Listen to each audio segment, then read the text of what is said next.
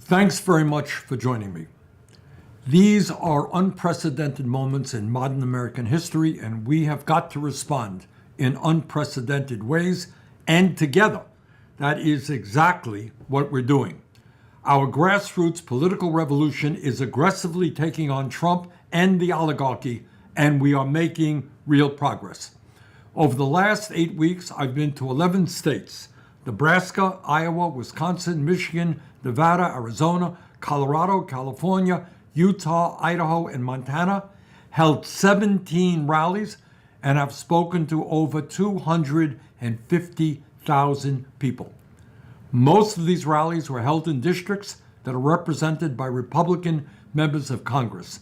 Interestingly, many of the people who showed up at these rallies were independents or Republicans and not just Democrats.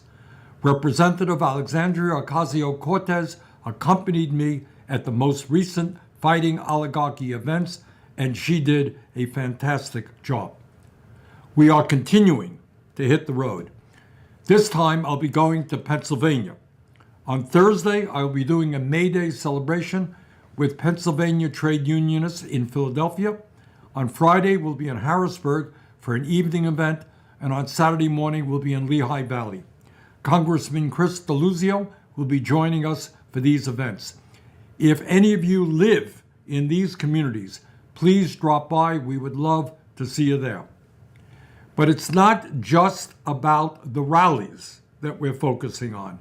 As important as they are, please understand that we are not just parachuting into communities and then walking away.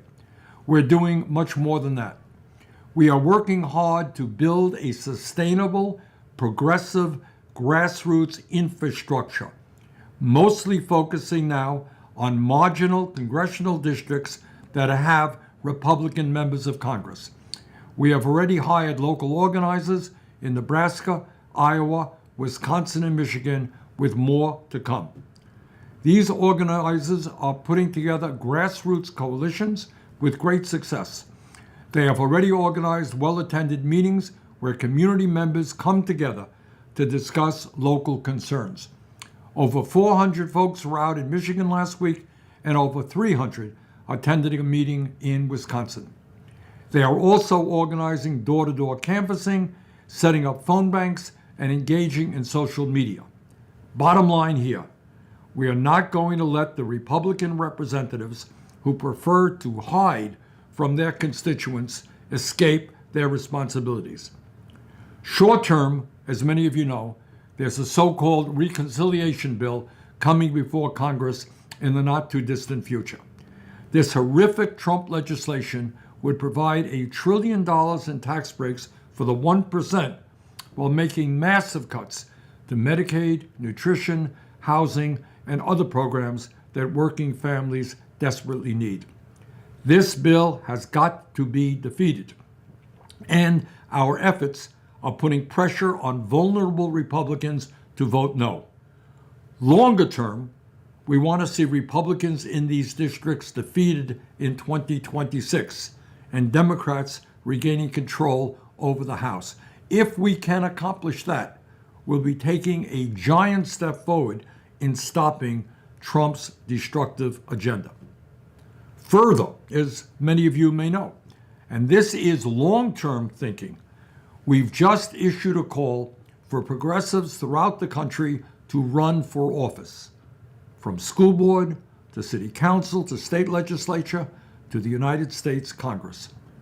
The response has been extraordinary. Over 5,000 people from virtually every state in the country have expressed an interest in getting involved politically. Some are interested in running as progressive Democrats, others as independents. We'll be doing a Zoom call with many of them this Wednesday evening in order to begin providing them with the guidance that new candidates often require.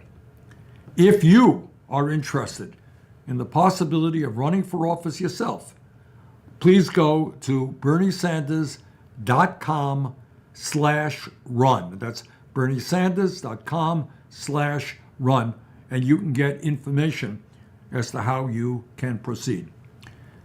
Not surprisingly, The establishment has taken note of what we are doing. Republicans, including Trump and Musk, tried to downplay the size of our rallies. According to Musk, those who attended were mostly paid organizers. Really, not quite true. While members of the Democratic establishment have occasionally applauded our efforts on the road, a number of them and their corporate media friends are becoming increasingly nervous about the progress we're making. And you may have heard some of this recently in newspapers or radio or TV or in social media. These establishment figures are exclaiming that progressives shouldn't be taken too seriously, that we as progressives are too far left, we are extreme, we are out of touch with American society. None of these establishment critiques are new. I've heard them for a long, long time, but they are worth discussing. So let me take a minute to do that. According to these establishment politicians, analysts, media pundits, and wealthy campaign contributors, the future of the Democratic Party lies in moderation. We shouldn't be rocking the boat. We shouldn't be bringing forth bold ideas to address the crises facing working families. We shouldn't be talking about oligarchy, about one guy owning more wealth than the bottom 53% of American households. Can't talk about that. We shouldn't be talking about massive income and wealth inequality and the reality that the top 1% now owns more wealth than the bottom 90%. We shouldn't be talking about the unprecedented concentration of corporate ownership that exists and that a handful of large Wall Street firms are the major stockholders in virtually every large corporation in America. We shouldn't be talking about the need to grow the trade union movement so that workers can negotiate for decent wages and benefits. And let us never talk about a corrupt campaign finance system that allows billionaires in both parties to control the political and legislative process. Oh, and of course, we shouldn't be talking about corporate control over the media. According to these leaders of the Democratic establishment, the path forward, get ready for this, is to continue doing exactly what they have been doing for the last 10 years.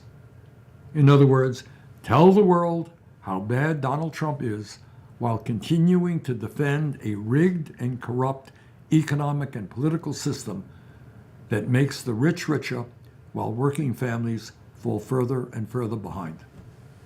Well, we disagree with that approach.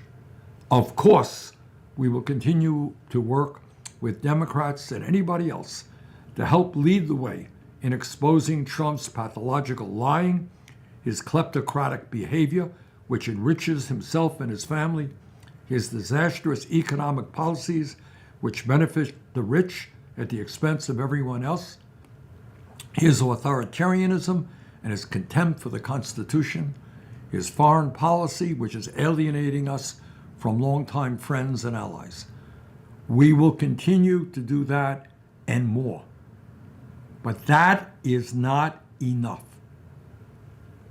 From one end of our country to the other, in red states, blue states, purple states, working families, young people, seniors, the poor, people of color, people in cities and people in rural America, and Americans of all stripes are desperately looking for a new and bold vision for America's future.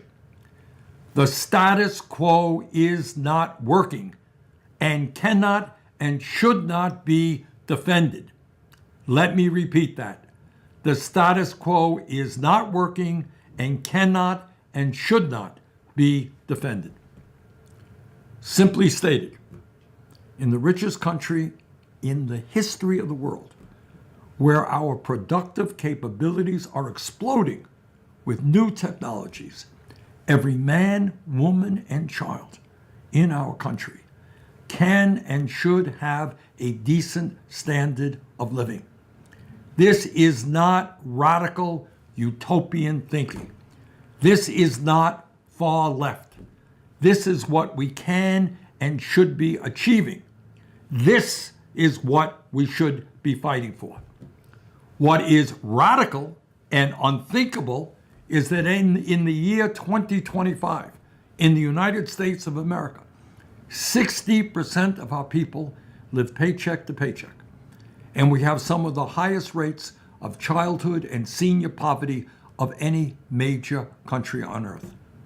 What is radical is that we have more income and wealth inequality than we've ever had before. And unbelievably, one man owns more wealth than the bottom 53% of households. What is radical is that we are the only major country not to guarantee health care for all as a human right or have paid family and medical leave. What is radical is that 800,000 of our fellow Americans are homeless and that over 20 million households spend over half of their limited incomes for housing. What is radical is that we are spending close to $1 trillion a year on the military and many billions in weaponry for an extremist Netanyahu government in Israel that has waged a horrific, illegal, and immoral war against the people of Gaza. What is radical is that our democracy is being undermined not just by Donald Trump, but by billionaire campaign contributors and a corrupt campaign finance system. The American people desperately want this country to move forward in a new direction, economically, politically, socially, and environmentally. Just as a matter of fact, a recent survey found that 3/4 of Americans believe the American political and economic system need major changes. So to our establishment friends in the Democratic Party, no, we will not maintain the status quo. We will not shrink from big ideas. We are prepared to take on the big money interests who dominate our society. And we know that the American people are with us in that fight. And we should be enormously proud that we are helping to shape that path. But let us be clear, the road forward will not be easy. We are taking on the oligarchs and their unlimited wealth. We're taking on corporate America and the media that they own.